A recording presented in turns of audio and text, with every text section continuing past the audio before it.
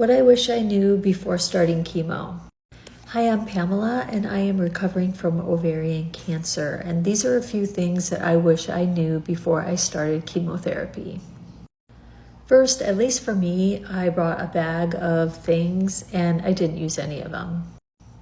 My center had a bunch of snacks and a bunch of drinks, and I was given a high dose of Benadryl before they started my chemo, so I was pretty tired, and really if I wasn't sleeping, which most of the times I was, I just really played with my phone for a little bit, but I did not feel like doing a craft or knitting that scarf that I brought with.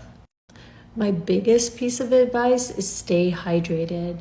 Hydration really affects you during chemo. You're really super dry and you can get constipated really fast with that and all the other effects. But for me, I ended up having to go to the hospital my first round of chemo and stay in there for 2 days. So what I didn't know was that you could request supplemental IVs, and after that I did. And so I went in for IVs while I was recovering from my chemo after that point and just got myself all hydrated. So then when I did go in for my next round of chemo, things went a lot more smoothly. Port placement is a game changer, at least it was for me.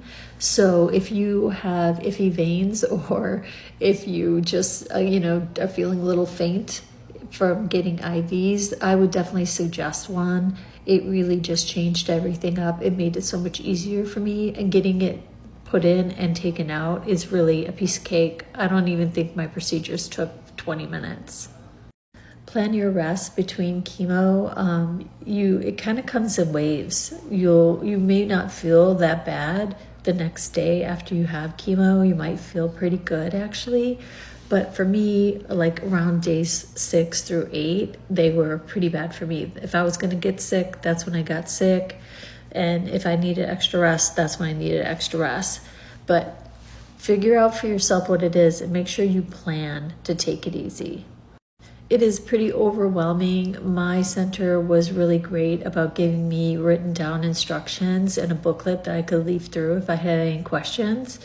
But between chemo brain and all the information you get, I would get a little spiral and write everything down you can. It's gonna come in handy on Sunday night when no one's available and you have questions. And the last thing I have to say is chemo is tough, but you're tougher. And I'm here with you. If you have any questions, feel free to ask me. Good luck.